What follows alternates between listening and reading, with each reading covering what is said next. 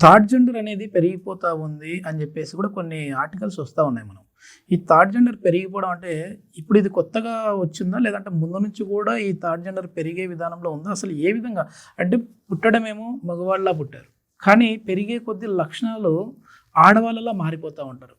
ఇది మాకు తెలియకుండానే జరిగిపోతా ఉంది అని చెప్పి చాలా బాధపడిపోతూ ఉంటారు. ఎవరితో చెప్పాలనో పాపం వాళ్ళకి అర్థం కాదు. ఇది మేము కావాలని తెచ్చుకునేది కాదు, దేవుడే మాకు ఇచ్చాడు అని చెప్పి. దీని మీద చాలా సినిమాలు కూడా వచ్చాయి, పెద్ద పెద్ద హీరోలు కూడా దీంట్లో యాక్ట్ చేశారు. అసలు ఇది ఎందుకు ఈ లక్షణాలు అనేవి మారిపోతూ ఉన్నాయి సార్? ఈ క్రోమోజోమ్స్ లెవెల్ని బట్టి ఉంటుందా లేకపోతే ఎట్లా ఉంటుంది ఇది? ఇది ట్రాన్స్జెండర్ యూజువల్లీ ఏంటంటే ఇంతకు ముందు కూడా ఉంటుండే. ఓకే, అలా ఇప్పుడు ఈ మధ్య కాలంలో సోషల్ మీడియా యాక్టివ్ అయింది అని మనం చూస్తున్నాము. ఎందుకంటే సోషల్ జస్టిస్ సొసైటీలో ఉన్నప్పుడు వాళ్ళకు కూడా మనకి చాలా అవేర్నెస్ నడుస్తుంది.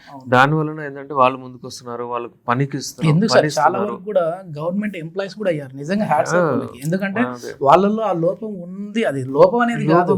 ఇప్పుడు మగ ఆడ ఎట్లా ఉన్నారో వాళ్ళు అట్లా అంటే ఒక థర్డ్ జెండర్ ఎక్కడైనా కూడా ఇప్పుడు మనకు కాలమ్స్ కూడా వచ్చేసేసాయి. గవర్నమెంట్ మనం ఏదైనా ఒక జాబ్ కి అప్లై చేసుకునేటప్పుడు ఎట్లా ఉన్నాయో అక్కడ కూడా ఇక్కడ మీరు చెప్పినట్లు జాబ్ ఇవ్వడం జరుగుతుంది.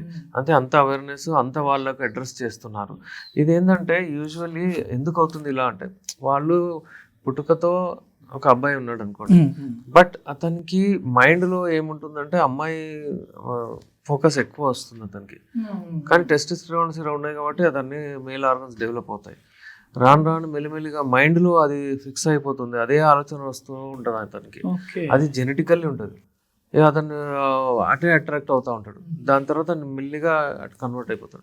మీరు ఎంత ఆపినా ఆగడు. ఒక అబ్బాయి ఉండే నా దగ్గర క్లినిక్లో పనిచేస్తుండే. అతను 14 years అతనికి. ఇక అతను మాట్లాడడం అంటే అమ్మాయిలాగా నడవడము కొంచెం అది ఉంటుండే. చాలామంది అతను ఎక్కిరిస్తుండే, ఏదేదో చేస్తుండే. ఇక అతను క్లినిక్లో మనకు వచ్చి మన దగ్గర పని చేస్తుండే. ఇక ఉండి ఏదైనా అంటే ఒక 1 year తర్వాత ఏం చూసామంటే ట్రాన్స్జెండర్ కమ్యూనిటీ వెళ్ళిపోయాడు అతను. అక్కడ పోయి వాళ్ళు అంటే ఏదో డాన్స్ చేస్తారు, అది కట్టుకుంటారు, అది లెహంగా జాకెట్ అది ఇది అలా మేకప్ అది ఇది చేసుకొని అట్లా. అంటే మీరు ఏమి ఆపలేరు దాన్ని. అవునవును, అదొక రకమైన వాళ్ళ లైఫ్. అది వాళ్ళ స్వేచ్ఛ, వాళ్ళ ఇండిపెండెన్స్ వాళ్ళది. అది మీరు తీసుకోలేరు వాళ్ళ దగ్గర. అవునవును, నిజమే సార్. అయితే వాళ్ళు ఎంత హ్యాపీ ఉన్నాడో అతను అక్కడ హ్యాపీ. అంతే. ఇప్పుడు వాళ్ళకి ఏంటంటే వాళ్ళ లైఫ్ వాళ్ళు లీడ్ చేసేసుకుంటా ఉంటే చాలా. అంతే. ఇప్పుడు ఎవరికి ఆపలేరు. కానీ ఇదేంటంటే సైకలాజికల్ గా వస్తుందా అండి ఇది? లేదంటే సైకలాజికల్ మన బాడీలో ఏమైనా చేంజెస్ రావడం వల్ల వస్తుందా? Hormonal, ultimately hormonal imbalance. ఏదో ఒకటి హార్మోన్స్ ఏదైనా కింద మీద అవుతానే అవుతుంది. బట్ ఇట్ ఈస్ ఎక్కువ అవుతుంది. అంటే వాళ్ళకి వచ్చేసి టెస్టోస్టెరాన్ తగ్గి ప్రొజెస్టెరాన్, వాళ్ళకి టెస్టోస్టెరాన్ ఉంటది కాబట్టి మేల్ హార్మోన్స్ ప్యూబర్టీలో డెవలప్ అవుతాయి. ఇప్పుడు ఏం చేస్తున్నారు, ఒకవేళ ఆపడానికి ట్రై చేశారు. ప్యూబర్టీ ఏజ్ లో ఎప్పుడైతే టెస్టోస్టెరాన్ ఉంటుంది కదా, అప్పుడు సర్జ్ అంటారు దాన్ని, అక్కడ తక్కువ చేయడానికి ప్రయత్నించి ఆపారు. చాలా మందికి ట్రై చేశారు. ఇంకేంటంటే ఈ సర్జరీ చేసుకొని కొంతమంది చేంజ్ కూడా చేయించుకున్నారు. అది అడ్వైజబుల్ కాదు. ఇప్పుడు ఇంకో అబ్బాయి కూడా ఉండే, నేను చూశాను అబ్బాయికి. ఆ అబ్బాయికి ఇట్లనే లక్షణాలు డెఫినెట్లీ అటే పోతున్నాడు అతను. ఆ నడుగు అయితే. కానీ అతనికి వాళ్ళ పేరెంట్స్ ఏం చేశారంటే, ఇతను అట్లా చేస్తున్నాడని అబ్బాయిలో మేల్స్లో తీసుకొచ్చి ఎక్కువగా మనుషులు పెట్టడం, ఆడవాళ్ళ దగ్గర తీసుకుపోవడం, అది ఇది పెడితే అతను కన్వర్ట్ అయ్యాడు.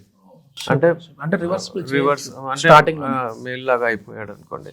అయితే ఏంటంటే అప్పుడు కన్వర్షన్ ఉంటుంది. అది కొంతమంది ఆపలేము మనం, ఎందుకంటే వాళ్ళ మైండ్లో ఫిక్స్ అయి ఉంటుంది అది. అయితే అదొక రకమైన ప్రాబ్లం, ఏం చెప్పలేము దాన్ని. కానీ అట్లా ఉంటుంది. వాళ్ళు హ్యాపీగానే ఉంటారు. ఇప్పుడు ఐడెంటిటీ దొరికిన తర్వాత వాళ్ళు మంచిగానే ఉంటున్నారు అట్లా.